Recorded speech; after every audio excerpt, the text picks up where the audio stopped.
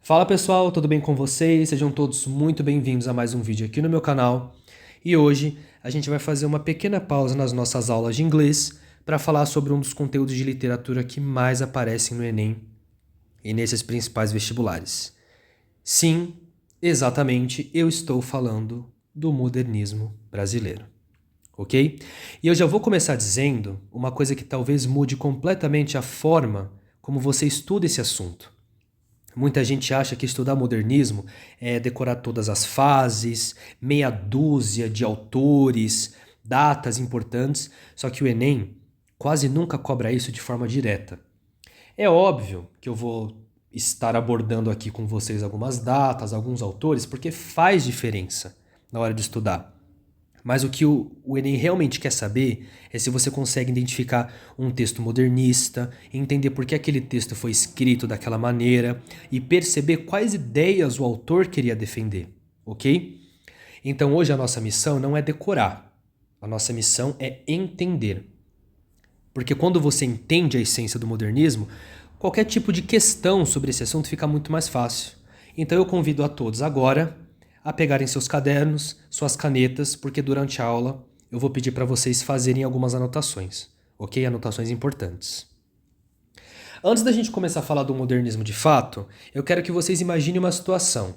Imagine que você entra em uma biblioteca onde praticamente todos os livros parecem iguais, certo?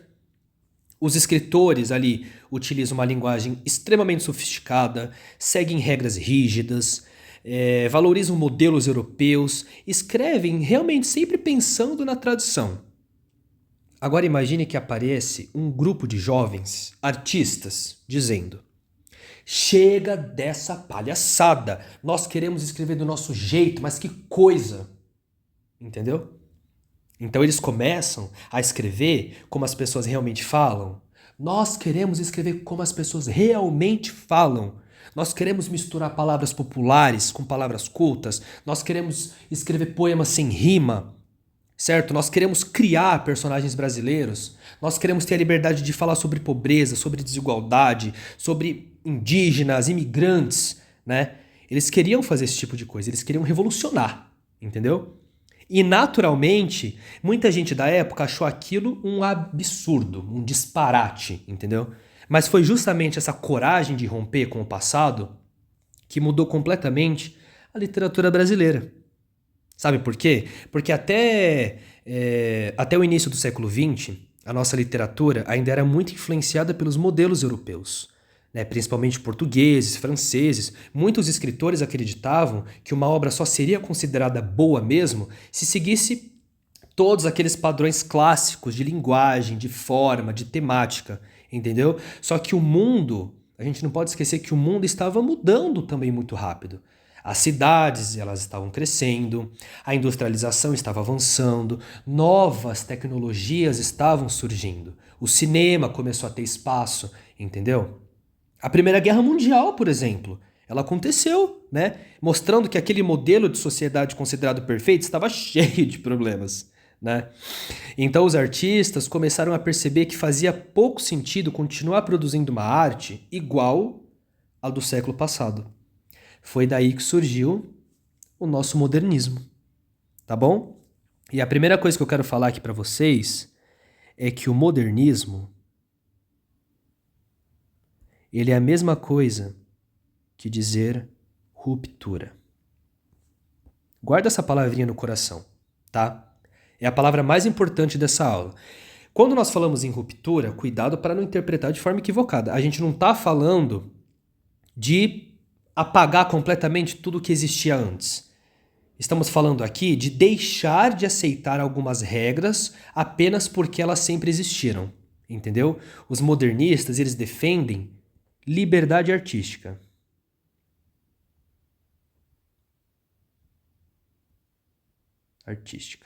Muito importante também, tá? Ou seja, eles queriam experimentar novas formas de escrever, eles queriam mostrar que um poema não precisava obrigatoriamente ter rima, que uma obra podia usar uma linguagem um pouco mais simples, mais coloquial, né? Que assuntos considerados comuns também eram dignos de literatura. E principalmente porque eles queriam construir uma literatura que tivesse identidade própria.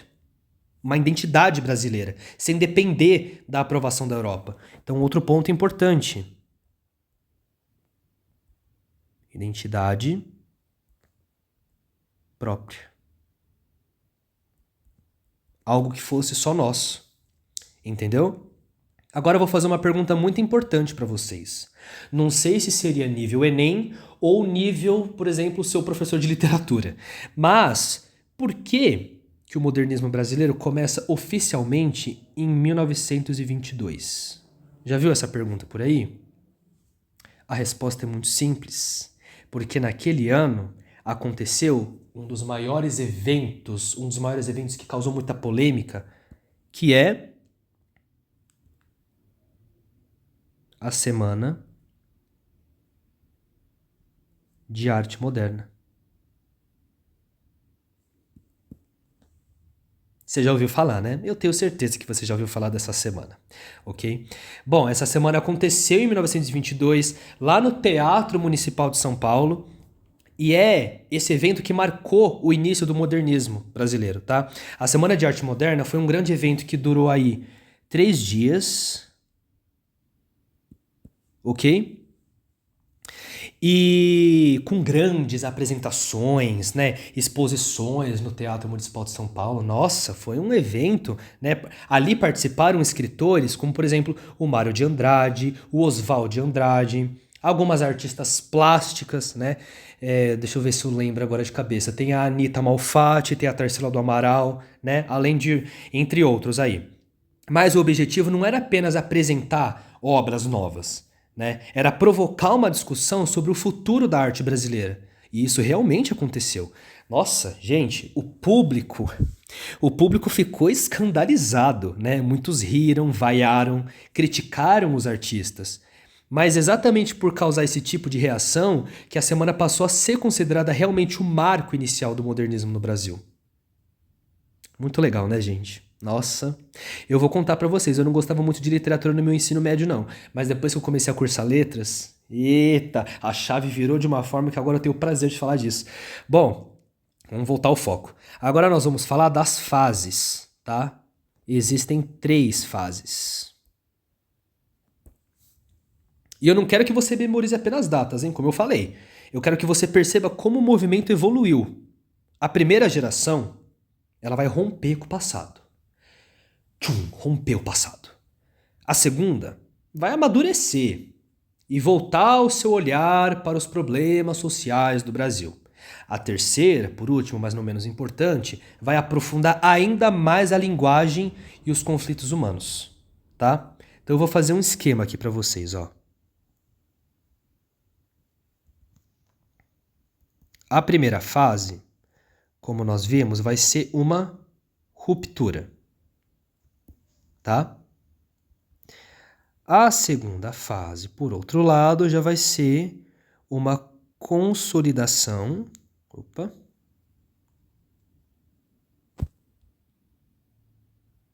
Já vai ser uma consolidação e uma crítica social, né? As críticas sociais.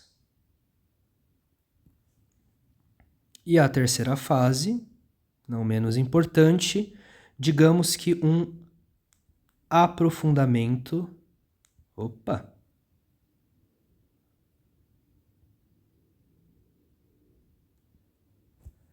Da linguagem.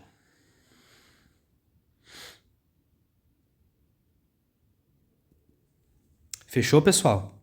Agora a gente vai entender um pouco mais aprofundado quais são essas 3 fases, um pouquinho, né, com mais detalhes, beleza? Vamos começar pela primeira fase. A primeira fase, ela aconteceu ali em torno de 1922, que foi o início, né? E foi até 1930. Fechou? Essa foi também uma fase que ela vai receber um nome, chamado fase heróica. Por que fase heróica? Ela é chamada assim porque os escritores literalmente estavam lutando contra os modelos tradicionais da literatura. O objetivo principal era renovar VAR. Tá? Eles queriam mostrar que existia uma forma brasileira de produzir arte. Por isso, abandonaram diversas regras antigas. A linguagem ficou mais próxima da fala cotidiana, os versos tornaram-se livres, o humor passou a ser muito mais utilizado. A ironia, então, a ironia virou uma forma de criticar os costumes, né, as tradições. Além disso, eles passaram a valorizar aquilo que antes era muito ignorado pela literatura: a cultura popular, o folclore, os costumes regionais, as diferentes formas de falar o português no Brasil e a diversidade do povo brasileiro, né? Então, vamos fazer aqui um resuminho. Quais são as características da primeira fase? Ruptura com os modelos tradicionais. O que mais que é importante destacar aqui? Uma linguagem mais coloquial. Aqui a linguagem sofreu também várias alterações. Os versos, como que ficou os versos? Versos livres.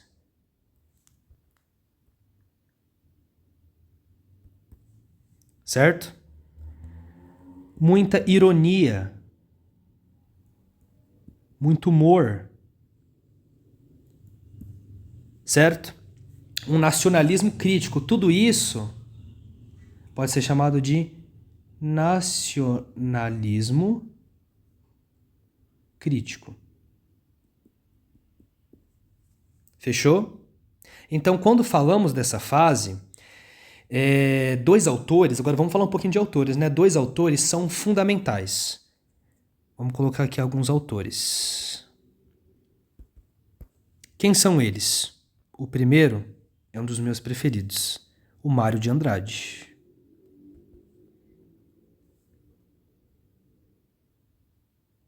Certo? Ele vai vir aí com a obra Macunaíma.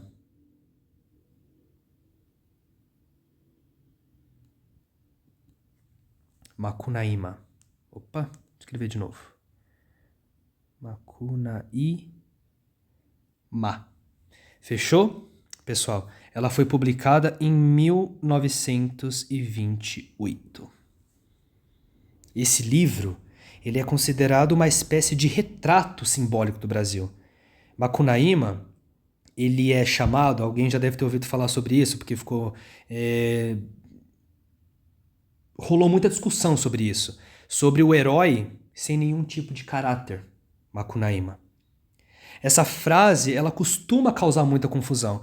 Por quê? Ela não significa que ele seja simplesmente uma pessoa sem ética, tá? Na verdade, significa que ele não possui uma personalidade fixa. Por quê? Porque ele está mudando o tempo inteiro, ele assume comportamentos diferentes, está misturando ali elementos indígenas, africanos, europeus, né? Tudo isso representa a enorme mistura cultural que formou o povo brasileiro. Por isso, Macunaíma é muito mais do que uma história, é uma reflexão sobre a identidade nacional, tá? Bom, nós teremos um outro autor muito importante, que é o Oswald de Andrade.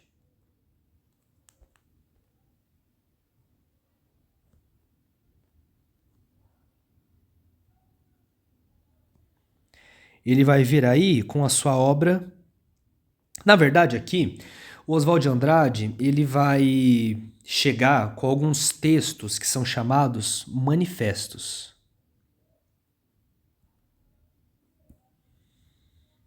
Tá? Porque, além de alguns poemas e textos literários, ele resolveu escrever dois textos extremamente importantes para entender o pensamento modernista, que são esses chamados manifestos. Mas o que é um manifesto? Um manifesto é um texto em que um autor apresenta suas ideias, explica sua visão de mundo e propõe um novo caminho para um determinado movimento artístico ou político, certo? Aí nós vamos ter dois tipos de manifestos importantes, que é, o primeiro é o Manifesto Pau-Brasil, tá?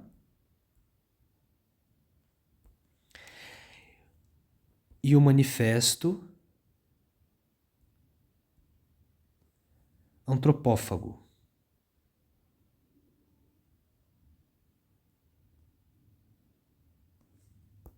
Fechou, pessoal? Eles não são, teoricamente, romances, nem poemas, digamos assim. São apenas textos teóricos escritos para explicar como deveria ser a nova arte brasileira, tá? E o primeiro deles foi o Manifesto Pau-Brasil. Ele foi publicado em 1924. Beleza? Nesse texto, o Oswald ele defendia que o Brasil precisava parar de produzir uma literatura que imitasse os modelos europeus. Então, os europeus aqui vai embora, tá? Porque durante muito tempo os nossos escritores buscavam escrever como os portugueses ou os franceses. Então, o Oswald dizia que isso precisava acabar. A literatura brasileira deveria nascer da nossa própria realidade, como eu falei lá em cima, né? Criar uma identidade própria, da nossa natureza, da nossa cultura, da nossa linguagem, do nosso povo. Tanto que o nome Pau-Brasil não foi escolhido por acaso. Assim como o pau-brasil foi um dos primeiros produtos exportados pelo país, Oswald dizia que o Brasil deveria produzir uma arte tão original que pudesse ser exportada pelo mundo, em vez de apenas importar modelos estrangeiros. Entendeu? Aí, 4 anos depois, em 1928, chegou o Manifesto Antropófago, certo? Ele publicou esse outro manifesto que é ainda mais famoso. É nesse texto que vai aparecer a ideia de uma coisa que nós chamamos de antropofagia cultural. Que é um ponto muito importante também, tá? Então grifa isso. Antropofagia cultural. Beleza, pessoal? O que significa isso? Não copiar a cultura europeia. Mas, ao mesmo tempo, a gente não vai estar rejeitando completamente a cultura europeia. A gente vai absorver aquilo que ela tem de positivo, misturar com a cultura brasileira e assim criar algo novo, original e brasileiro. Tá? Perceba como isso é uma ideia inteligente? O Oswald não dizia que o Brasil deveria ignorar tudo que vinha da Europa. Também não dizia que deveríamos continuar copiando os europeus. O que ele defendia era um caminho intermediário, tá? Porque, segundo ele, o Brasil deveria conhecer a cultura europeia, né? Devorar aquilo que fosse interessante, né? Técnicas, ideias, influências artísticas, e transformar tudo isso em uma arte com identidade brasileira. Tá? É exatamente por isso que usamos a palavra antropofagia. Entendeu? Como metáfora, claro. Da mesma forma que alguém digere um alimento e transforma isso em parte do nosso próprio corpo, o Brasil deveria digerir as influências estrangeiras e transformá-las em algo novo. Então aqui, pegar o antigo e transformar em algo novo e único. Beleza, pessoal? Original. Aqui nós vamos ter uma autêntica... A gente vai ter coisas autênticas do Brasil. Entendeu? E essa ideia ela foi tão importante que influenciou o artista durante décadas. Até serviu como inspiração. Por exemplo, o tropicalismo, que aconteceu ali por volta de 1960, se eu não me engano. O tropicalismo. Não tenho muita certeza, mas depois eu pesquiso e coloco na descrição para vocês. Bom...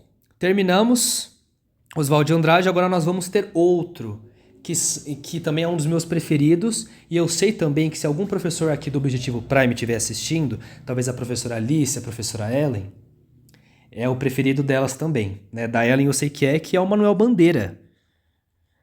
Manuel Bandeira. Um outro autor extremamente importante. Tá, pessoal? A obra dele, gente,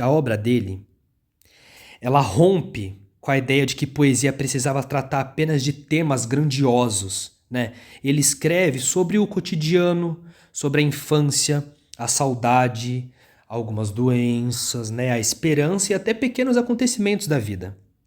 Uma obra muito importante dele é a libertinagem, certo? Vou colocar aqui, ó. Libertinagem. Especialmente pelo poema Vou-me embora para Pasárgada. Gente do céu, eu adoro esse poema. Gente, nossa. Vou colocar aqui também, ó. Vou-me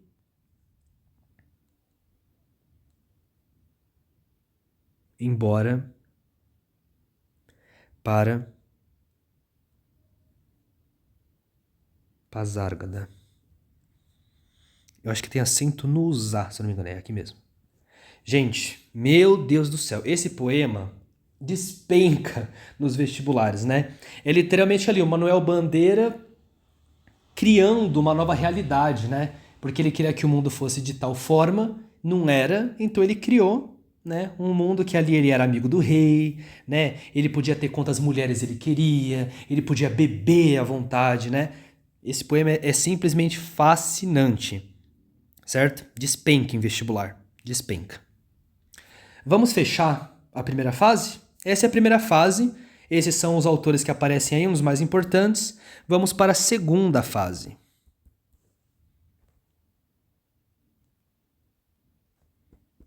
Gente, eu estou escrevendo meio feio, porque é meio difícil escrever aqui pelo tablet, vocês me perdoem.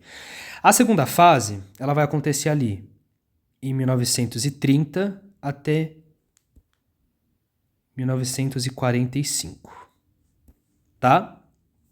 Se a primeira geração queria romper, a segunda geração, ela vai querer compreender o Brasil.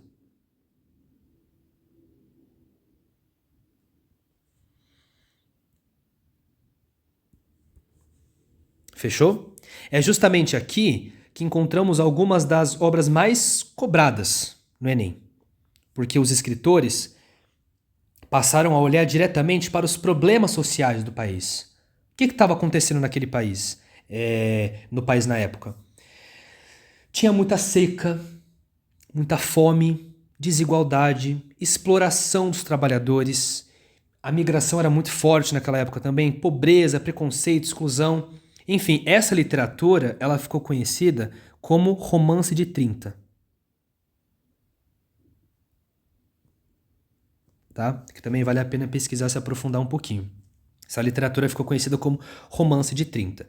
Por quê? Porque a gente vai estar abrangendo aqui, abordando o regionalismo, críticas sociais, desigualdades, seca, fome, né, questões humanas. O principal representante dessa fase é um autor fascinante também chamado Graciliano Ramos. Com a obra... Qual que é a obra, pessoal? Eu estava falando de seca, né? Vidas Secas.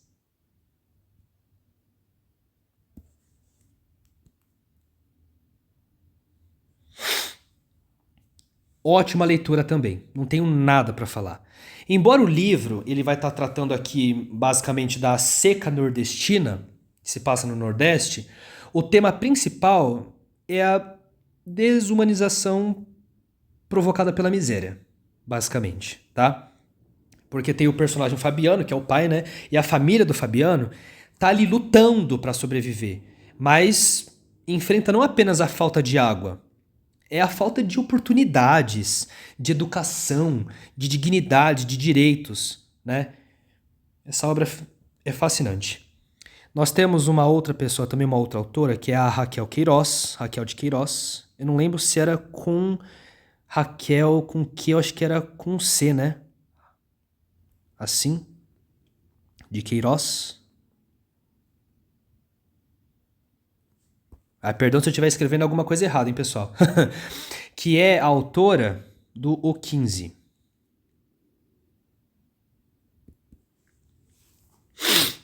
Também centrado ali nos impactos da seca, beleza? Nós vamos ter outro também, Jorge Amado, famoso também. Ele vai vir aí com a obra Capitães da Areia.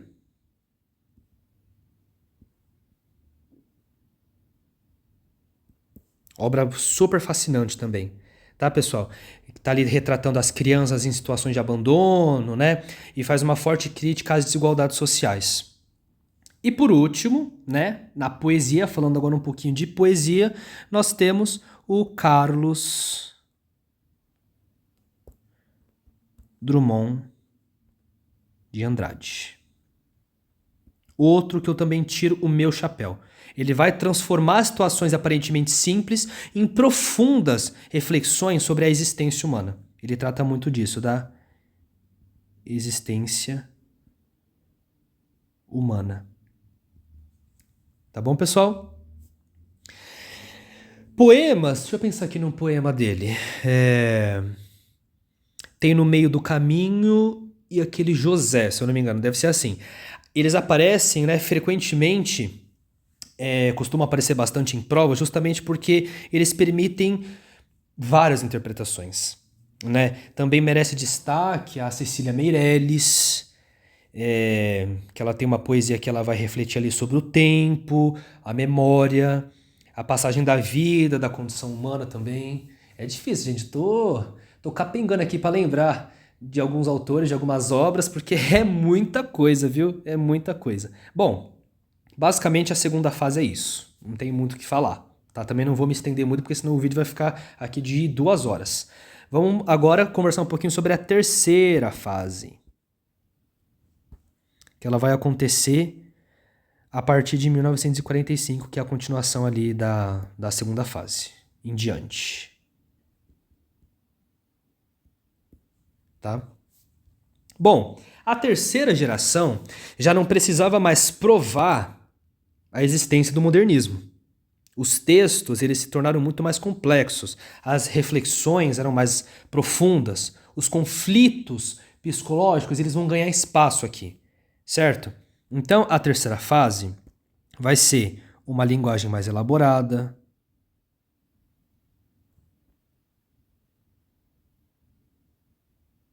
certo? Reflexão existencial.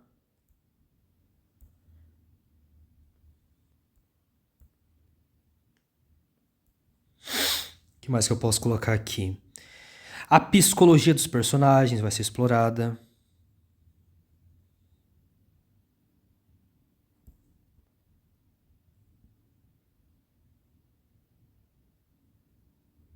Tá? E também a experimentação linguística. Fechou? Bom, aqui eu vou ter que colocar esse exercício, que eu trouxe um exercício aqui para nós. Eu vou ter que colocar isso aqui um pouquinho mais lá para baixo, porque senão não vai ter espaço. Pensei que a gente ia falar, né? Mas o conteúdo tá ficando extenso, né, pessoal? Vou colocar isso aqui um pouquinho mais lá para baixo. Aí qualquer coisa a gente vai colocando mais para baixo também, se for o caso. Bom, voltar aqui para cima. Nós temos alguns autores também para a terceira fase. Quem são eles? Nós temos o João Cabral de Melo Neto,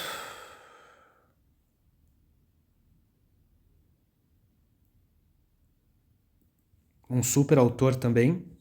Nós vamos.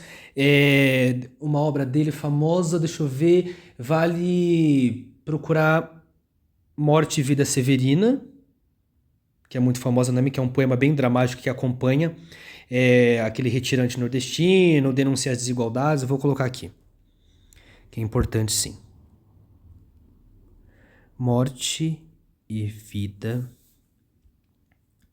Severina. Tô aqui capengando para lembrar, gente. Tenham paciência comigo, que eu, né? Literatura nem sempre foi meu forte, estou aprendendo junto com vocês. Bom, nós vamos ter também um outro super famoso, que é João Guimarães Rosa. João Guimarães, né? Rosa. Certo? Ele é o autor daquele livro super famoso que também já foi leitura obrigatória, O Grande Sertão.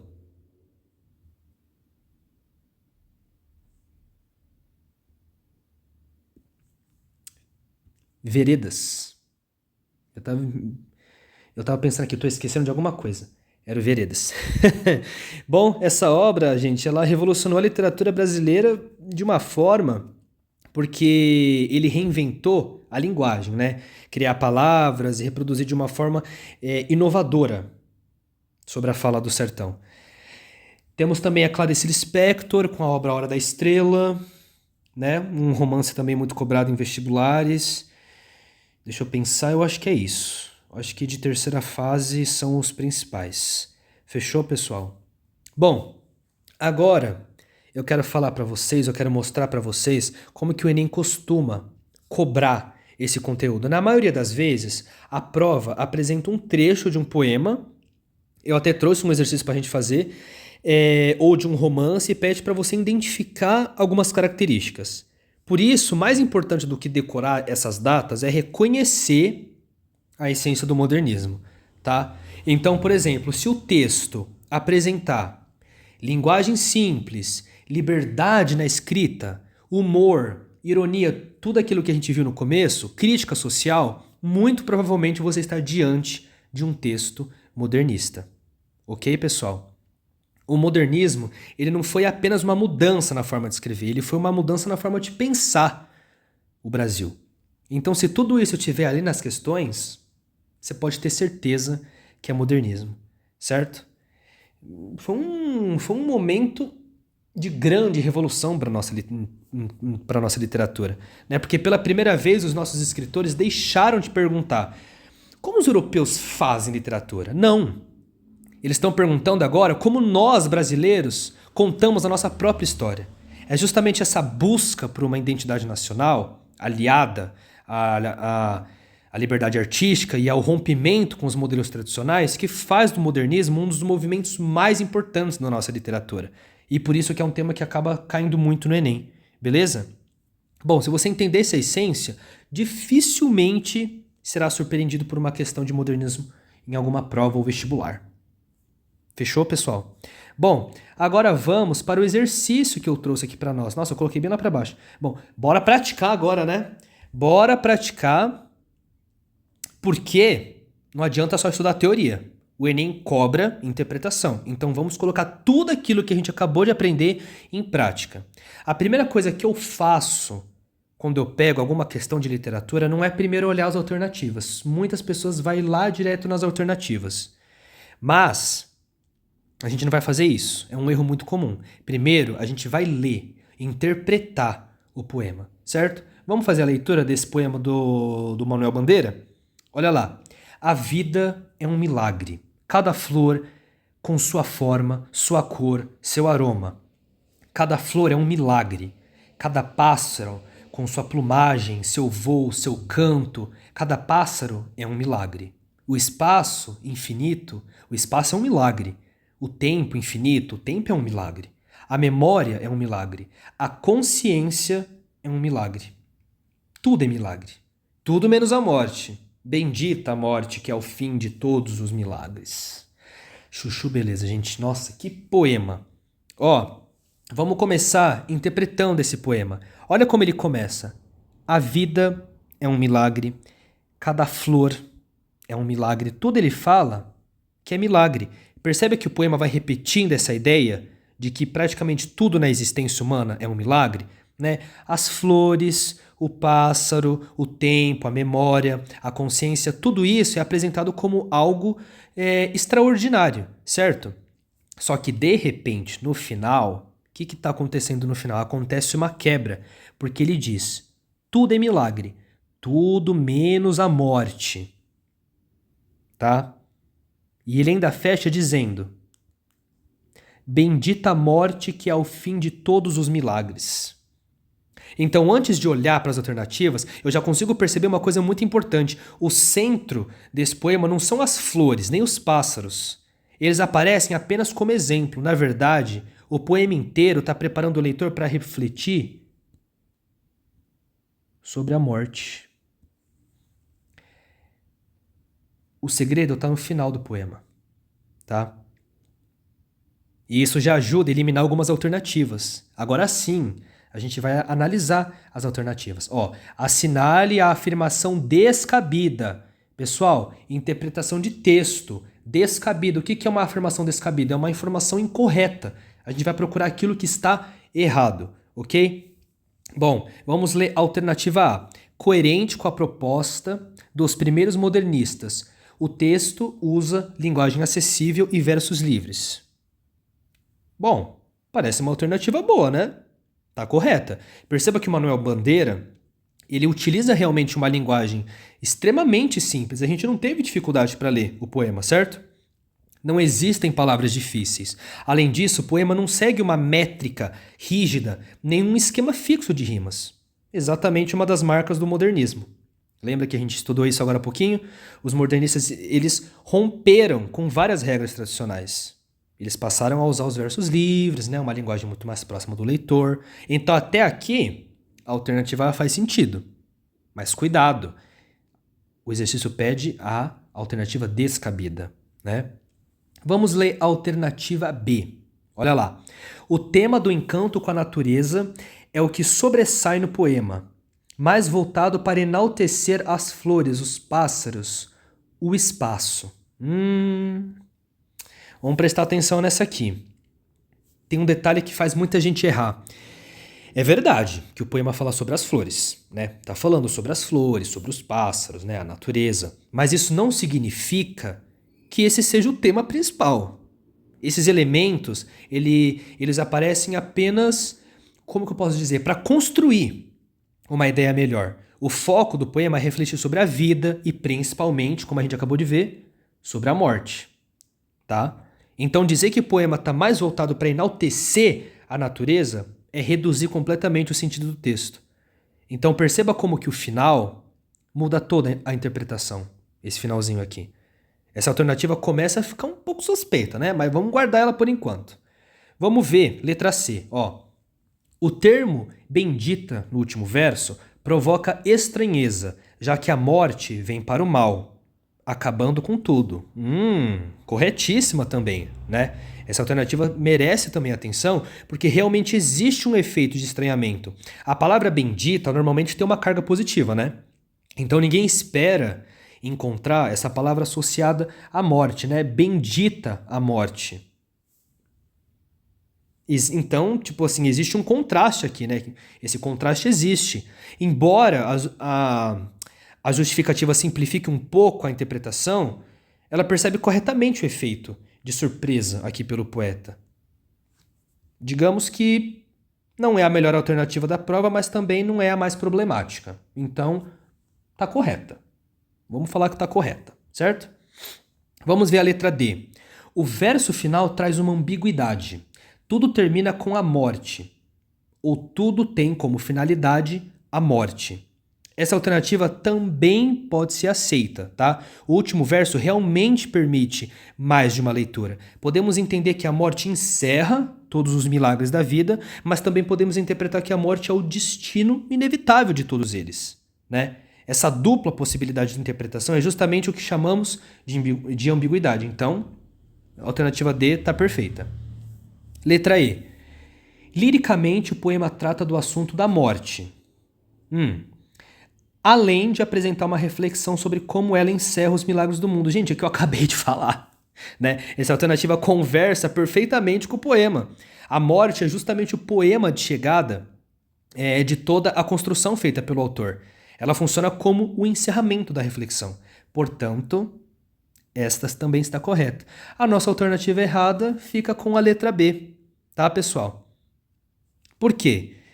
Porque ela comete um erro muito comum em interpretação de texto. Ela confunde exemplos com o tema principal.